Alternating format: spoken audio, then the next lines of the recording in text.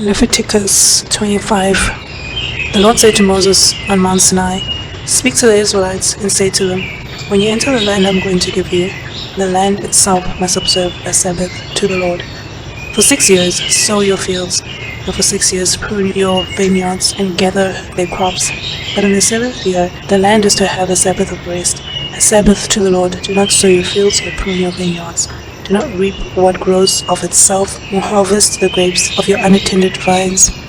The land is to have a year of rest. Whatever the land yields during the Sabbath year will be food for you, for yourself, your maidservants and maidservants, and the hired workers and the temporary resident who live among you, as well as for your livestock and the wild animals in your land. Whatever the land produces may be eaten. Count off 7 Sabbaths of years, 7 times 7 years, so that the 7th Sabbath of years amount to a period of 49 years. Then have the trumpet sounded everywhere on the 10th day of the 7th month, on the Day of Atonement. Sound the trumpet throughout your land.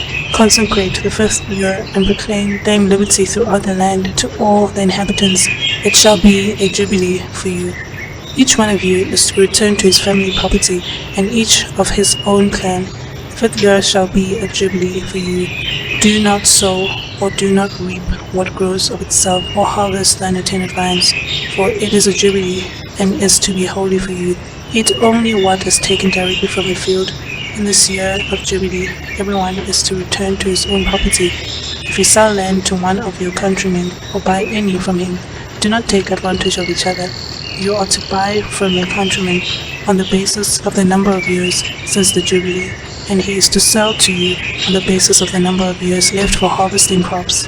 When the years are many, you are to increase the price, and when the years are few, you are to decrease the price, because what he is really selling you is the number of crops. Do not take advantage of each other, but fear your God. I am the Lord your God. Follow my decrees, and be careful to obey my laws, and you will live safely in the land.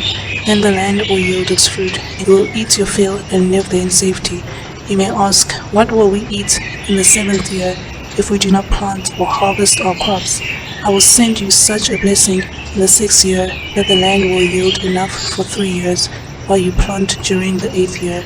You will eat from the old crop and will continue to eat from it until the harvest of the 9th year comes in. The land must not be sold permanently, because the land is mine, and you are but aliens and my tenants. Throughout the country that you hold as a possession, you must provide for the redemption of the land.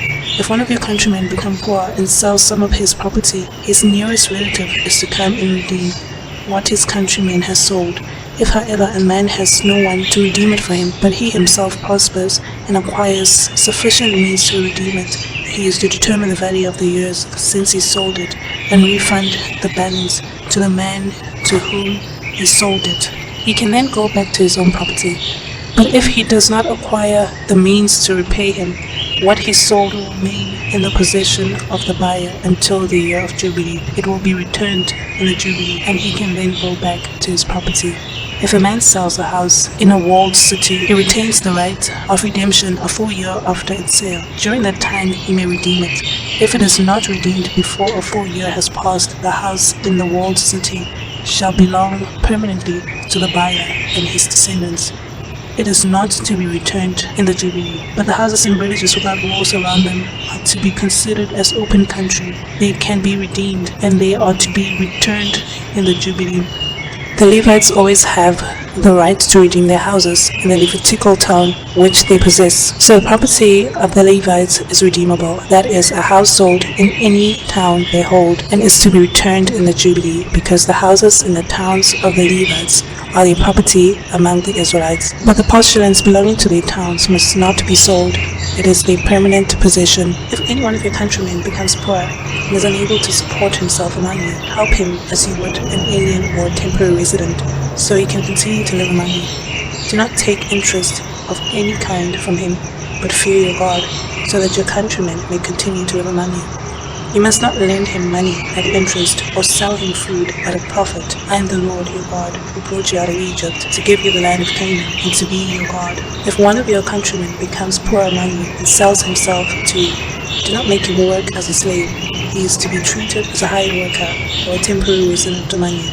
He is to work for you until the year of Jubilee. Then he and his children are to be released. and he will go back to his own clan and to the property of his forefathers. Because the Israelites are my servants, whom I brought out of Egypt, they must not be sold as slaves. Do not rule over them ruthlessly, but fear your God. Your male and female slaves are to come from the nations around you. From them you may buy slaves.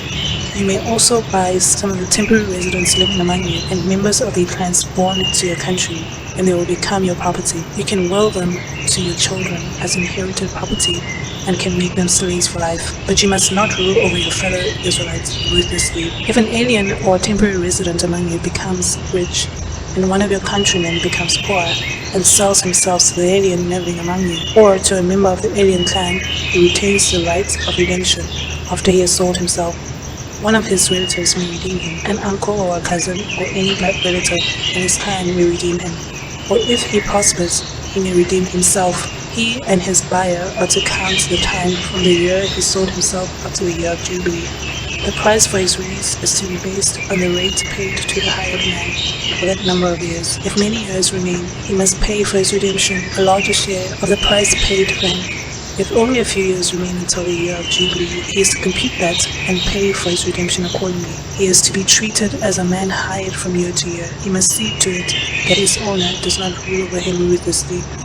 Even if he is not redeemed in any of these ways, he and his children are to be released in the year of Jubilee. For the Israelites belong to me as servants. They are my servants, whom I brought out of Egypt. I am the Lord your God.